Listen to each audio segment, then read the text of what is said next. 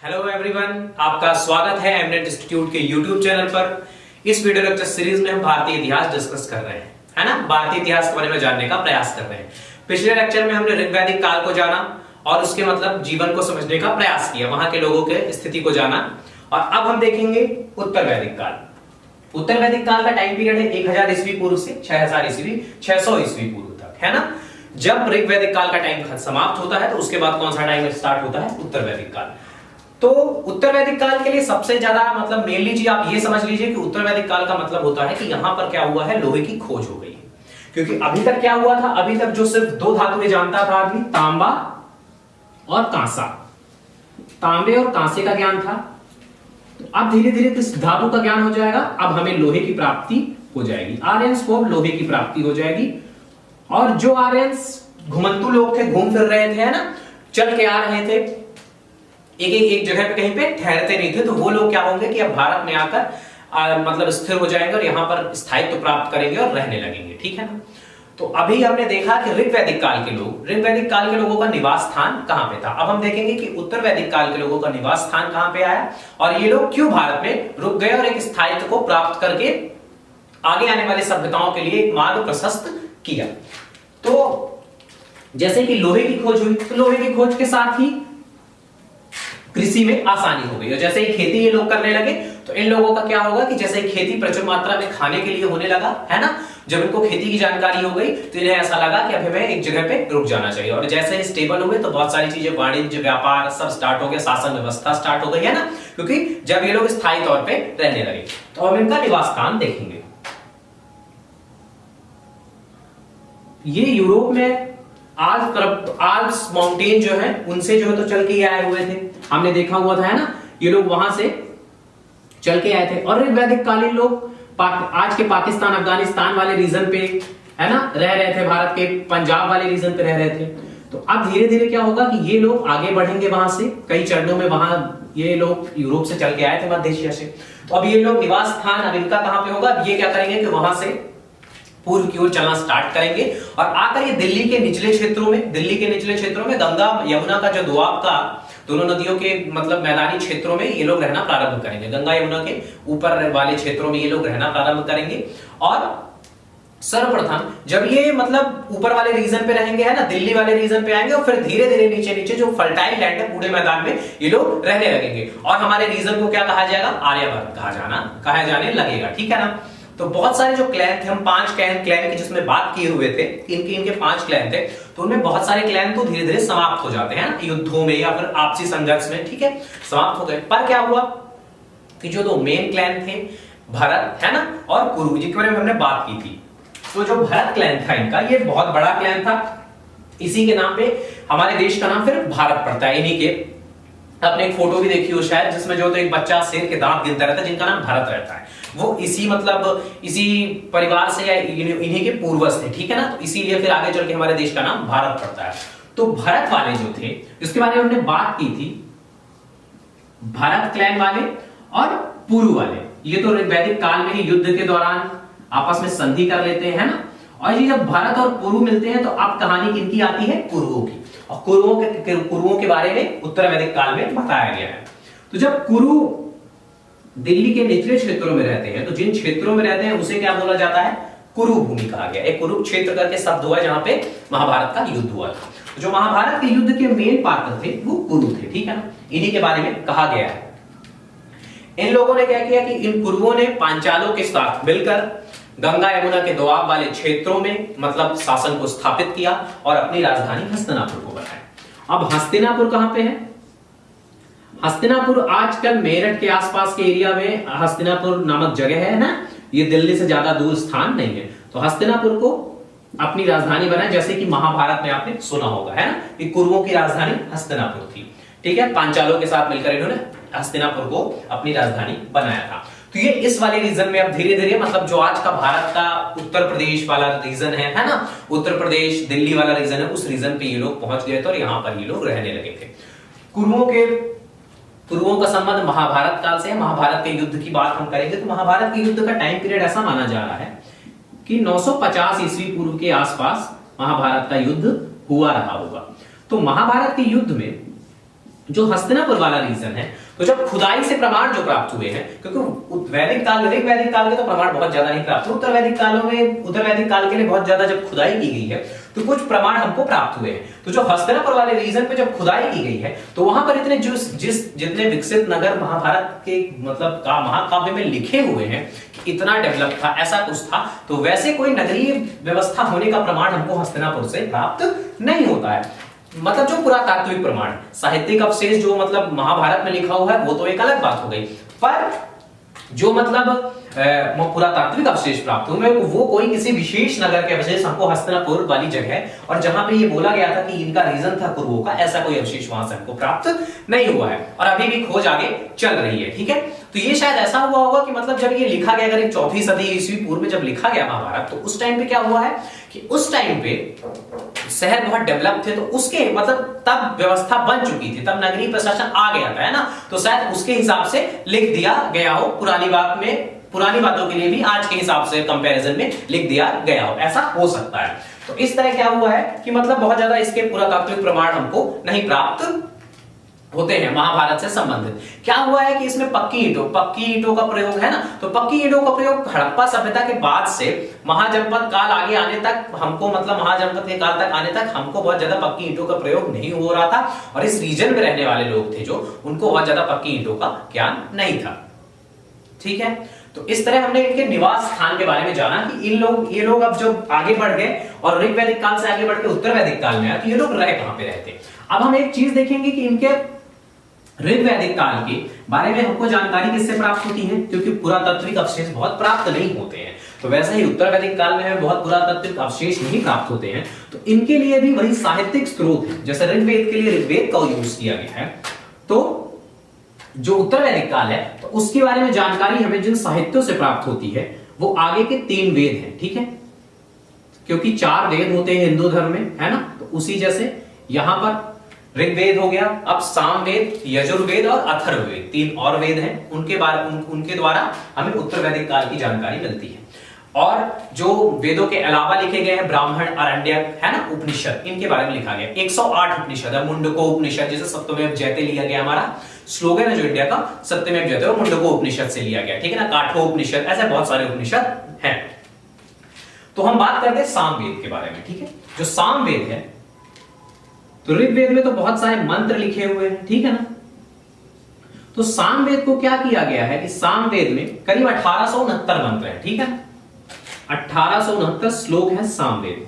ठीक है, तो जो सामवेद के 1869 श्लोक है, इसमें जो 75 है सिर्फ वही इसके ओरिजिनल है। ठीक है ना, 75 जो इसके मंत्र हैं सामवेद के, वही सिर्फ ओरिजिनल है, नए आए हैं। बाकी जो ग्रंथ है 1869 में 75 कम करने के बाद जो बचते हैं वो सामवेद के नहीं, वो ऋग्वेद के ही मंत्र है। उनको क्या किया गया है, लयबद्ध कर दिया गया है, मतलब गाने के हिसाब से बना दिया गया है।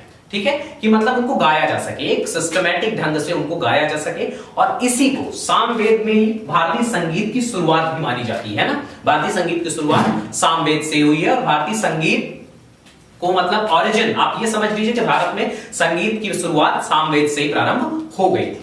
इस प्रकार इसके जो श्लोक हैं, ऋग्वेद के श्लोकों को सामवेद में क्या किया गया है, सामवेद में कर दिया गया है, लयबद्ध कर दिया गया है, गाने के हिसाब से बता दिया गया है। ठीक है, अब हम देखेंगे यजुर्वेद के बारे में। तो यजुर्वेद क्या था, यजुर्वेद में क्या लिखा हुआ है, यजुर्वेद गद्य पद दोनों में लिखा हुआ है।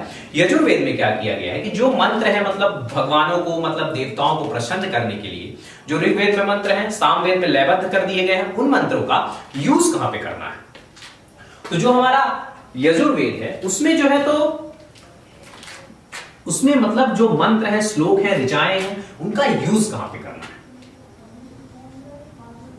ठीक है, यजुर्वेद में अनुष्ठानों के बारे में लिखा हुआ है कि जो बहुत सारे मंत्र हैं उनका अनुष्ठान है ना, उनका कौन कौन से अनुष्ठान किए जाएंगे। जैसे मतलब जो कोई मंत्र है तो उसका यूज कहां पे करना है, कौन सी क्रिया होगी जिसमें जो है तो ये वाला मंत्र यूज करना है, कौन सी क्रिया होगी जिसमें वो वाला मंत्र यूज करना है। इसमें बहुत सारे धार्मिक अनुष्ठानों के बारे में, है ना, कर्म, मतलब बहुत सारे कर्म कांडों के बारे में यजुर्वेद में लिखा हुआ है। यजुर्वेद में आपने नाम भी सुना होगा, दो विशेष अनुष्ठानों का उल्लेख किया गया है। राजसूय यज्ञ के बारे में बात की गई है ना, एक राजसूय यज्ञ के बारे में बात की गई है, और एक राजसूय यज्ञ हो गया है, अश्वमेध यज्ञ हो गया है ना, और एक वाजपेयी यज्ञ करके नाम नया आता है, ठीक है ना। वाजपेयी यज्ञ का उल्लेख किसमें किया गया है? यजुर्वेद में। ये धार्मिक अनुष्ठान थे जो राजा को करने होते थे, ठीक है ना। तो ये क्या किया गया? ये इसमें कर्म कांडों के बारे में बताया, मतलब मंत्रों का यूज कहां पे करना है। अब बात करेंगे, इसके बाद अथर्ववेद आता है, ठीक है। अथर्ववेद बेसिकली क्या है? अथर्ववेद के बाद एक संकल्पना ही परिवर्तित हो जाती है, जो वेदों का दर्शन था वही चेंज हो जाता है अथर्ववेद में। अथर्ववेद के हिसाब से क्या है, जो वैदिक लोग आर्यंस अभी तक प्रकृति की पूजा कर रहे थे, प्राकृतिक चीजों की पूजा कर रहे थे, अग्नि की, वायु की, पानी की, जल की, सूर्य की, है ना। तो अब अथर्ववेद से क्या होता है? कॉन्सेप्ट ही चेंज हो जाता है। अब ये लोग प्राकृत की जो पूजा कर रहे थे उसकी पूजा ना करके ये लोग मतलब प्रेत आत्माओं की, काल्पनिक चीजों की, जादू टोने की बात करने लगे थे, और अलौकिक चीजों की बात अथर्ववेद में लिखी गई। बहुत सारे जादू टोने, तंत्र मंत्र और आत्माओं के बारे में अथर्ववेद में लिखा हुआ है। अथर्ववेद आपको एक विशेष चीज देता है जो है आयुर्वेद, ठीक है ना। अथर्ववेद में चिकित्सा के बारे में बात की गई है। अथर्ववेद में आयुर्वेद की बात की गई है और आयुर्वेद के बारे में अथर्ववेद में बताया गया, ठीक है। चिकित्सा के बारे में कि कैसी बीमारी हो गई तो उसको किस तरह से दूर करना है, और भी बहुत सारी फिलोसॉफिकल बातें अथर्ववेद में आती हैं। कॉन्सेप्ट पूरा मिला के जैसे चेंज हो जाता है। इसके बाद ब्राह्मण, अरण्यक और उपनिषद, ठीक है। तो ब्राह्मण मतलब होता है, ब्राह्मण मतलब कोई भी एक कॉन्सेप्ट पकड़ के, इन चारों वेदों के कोई भी एक कॉन्सेप्ट को पकड़ के उसको सिंप्लीफाई वे में बताने के लिए किसका उपयोग किया गया है? ब्राह्मण का उपयोग किया था। इसे वेदों का टीका भी कहा गया ब्राह्मण को, ठीक है। अरण्यक मतलब होता है, अरण्य मतलब होता है जंगल, वन, ठीक है ना। तो जिन मतलब वैदिक ग्रंथों को, वेदों की मतलब सीखों को जंगल में लिखा गया है, वन में लिखा गया है, तो उसे क्या बोला गया है? अरण्यक बोला गया। उपनिषद होता है गुरु के पास में, ठीक है ना, गुरु के समीप। तो उपनिषद मतलब गुरु के समीप बैठ के जिस ज्ञान को प्राप्त किया गया है और फिर उसे किताबबद्ध किया गया, किताब में लिखा गया, तो उसे हम उपनिषद बोल रहे हैं। इसी तरह वेदांत है ना, तो जिसके व्याकरण, सूत्र, कल्प, तर्क, तो बहुत सारी चीजें जिसके बारे में हम बाद में बात करेंगे। तो ये मेनली जो तो स्रोत थे किसके बारे में जानकारी प्राप्त करने के लिए? उत्तर वैदिक काल के, ठीक है। तो अब हम देखेंगे कि इनके स्रोत तो हमने देख लिया, अब हम इनकी सामाजिक व्यवस्था को देखेंगे, ठीक है। इनका समाज कैसे था, यहां के लोग कैसे जीवन यापन कर रहे थे। तो सामाजिक व्यवस्था जैसे हमने पहले देखा ऋग्वैदिक काल में कि जो वर्ण व्यवस्था थी, वर्ण सिस्टम था, उसकी नींव इसमें पड़ चुकी थी, है ना, नींव पड़ चुकी थी। अब आगे चल के क्या होने वाला था? समाज में विषमताएं धीरे धीरे उत्पन्न हो रही थी। तो क्या हुआ है, जो मतलब अब क्या होगा कि उत्तर वैदिक काल में 4 वर्ण आ गए हैं, ब्राह्मण, क्षत्रिय, वैश्य और शूद्र। तो जो ब्राह्मण थे वो बेसिकली क्या हो रहे थे पहले के बाद में, ये थे कि 16 पुरोहितों का एक परिवार हुआ करता था, पुजारियों के 16 ग्रुप्स थे, जिनमें से एक ब्राह्मण हुआ करते थे। पर क्या हुआ कि उत्तर वैदिक काल आते आते ब्राह्मणों का जो बलि, मतलब जो बलि वाला शब्द हुआ, जो ओरिजिनेट हो गया था, है ना, कि बलि देनी पड़ रही थी, हर चीज में दान करना पड़ रहा था। तो इन दानों और बलियों के कारण क्या हो रहा था कि इन ब्राह्मणों का बाकी पुरोहितों से लेवल ऊपर उठता गया, ठीक है। और ये ब्राह्मण धीरे धीरे समाज में, मतलब पहले ही तो ये उच्च वर्ण में तो थे ही, पर क्या हुआ कि इनका अन्य पुजारियों से ज्यादा लेवल हो गया और एक ब्राह्मणवाद ही स्टार्ट हो गया, है ना, ऐसा कुछ ओरिजिनेट हुआ। जो ब्राह्मणवाद आप सुनते हैं, तो बाकी पुजारियों के समकक्ष इन ब्राह्मणों का लेवल ज्यादा हो गया। और ये जो विशेष व्यवस्था है, तो बाकी जो आर्य समाज है, जो मतलब पूर्व साइड मध्य एशिया में जो विकसित हुए हैं उस टाइम पे, है ना, आर्य समाज, जहां आर्यंस लोग ही रह रहे थे, तो वहां पे ऐसा कोई वर्ण विशेष उठ के नहीं आता है, ब्राह्मण, ठीक है ना। ये सब व्यवस्था सिर्फ भारतीय उपमहाद्वीप में जो आर्य लोग रह रहे थे उनके बीच ये ब्राह्मण मतलब उठकर आता है, ब्राह्मण सब। और बहुत सारी ऐसी रचनाएं अब होने लगी, अनुष्ठान हुए जिसमें दान की बात की गई, और जब ज्यादा दान प्राप्त कर रहा था कोई वर्ग, तो वो मतलब समाज में ज्यादा ऊपर हो रहा था। तो अब जो योद्धा वर्ग था और जो ब्राह्मण थे, इन दोनों का लेवल बहुत ज्यादा हो गया था, ठीक है ना। ये समाज में ऊंचे स्थान पर पहुंच चुके थे, ठीक है।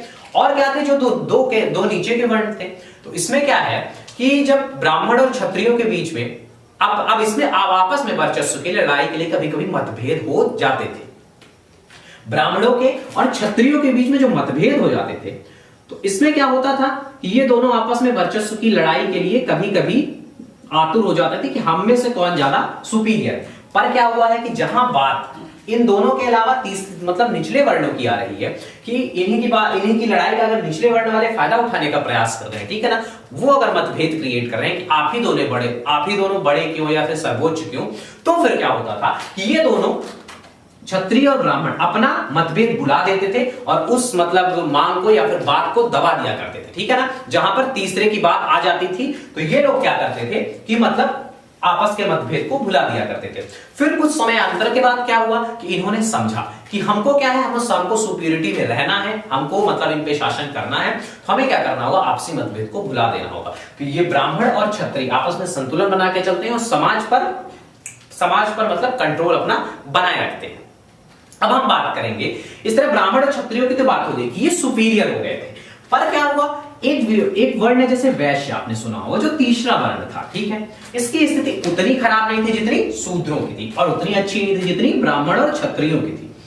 तो वैश्य जो थे इनको क्या काम दिया गया, इनको खेती का काम दिया गया, कृषि का और पशुपालन का काम इन लोगों को दिया गया था। कुछ कारीगरी के काम भी इनको वैश्यों को दिए गए थे।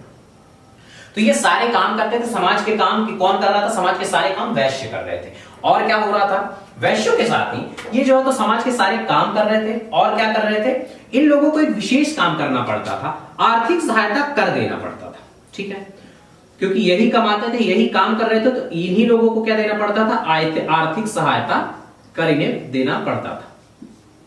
और इसी आर्थिक सहायता कर के कारण ब्राह्मण और क्षत्रिय मतलब समाज में ऐश आराम कर रहे थे। जो आर्थिक सहायता कर ये लोग दे रहे थे, वैश्य लोग, व्यापारी लोग, तो उससे ही जो है तो ये लोग मतलब ब्राह्मण और क्षत्रिय मतलब जीवन यापन कर रहे थे, उनके जीवन यापन को सुलभ किया जा रहा था। इसे एक विशेष छूट जरूर दी गई थी, है ना, वैश्यों को विशेष छूट दी गई थी, उपनयन का अधिकार प्राप्त था इन्हें, क्योंकि आर्यों के लिए वैदिक मंत्रों को पढ़ना, उनका उच्चारण करना बहुत ही इंपॉर्टेंट और कंपलसरी होता था, ठीक है ना। तो इसको करने के लिए क्या करते हैं, उपनयन संस्कार, यज्ञोपवीत, ठीक है ना, जनेऊ जो ब्राह्मण पहनते हैं आज के जमाने में, जनेऊ, है ना, तो जनेऊ धारण करने का अधिकार वैश्यों को प्रदान किया गया था, ठीक है ना।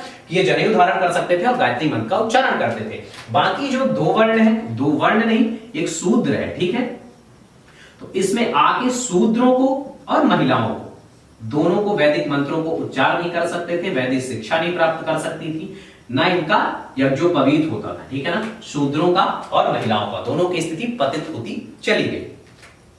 इसी प्रकार क्या किया गया, ब्राह्मणों ने बाद के जो बहुत सारे वैदिक ग्रंथ लिखे गए उसमें बहुत सारे ऐसे श्लोक लिखे गए हैं जिसमें यह कहा गया है कि एक राजकुमार को या फिर राजा को मतलब ब्राह्मणों के जीविकोपार्जन के लिए मतलब उसे धन देना चाहिए और क्या करनी चाहिए, एक ब्राह्मण का प्रोटेक्शन करना चाहिए, है ना।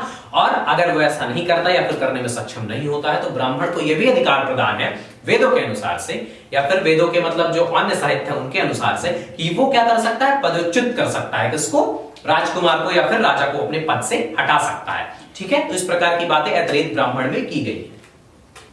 और क्या है, समाज, घर के बारे में बताया गया है, परिवार के बारे में बात की गई, तो पिता की शक्ति असीमित बताई गई है परिवार में, ठीक है ना।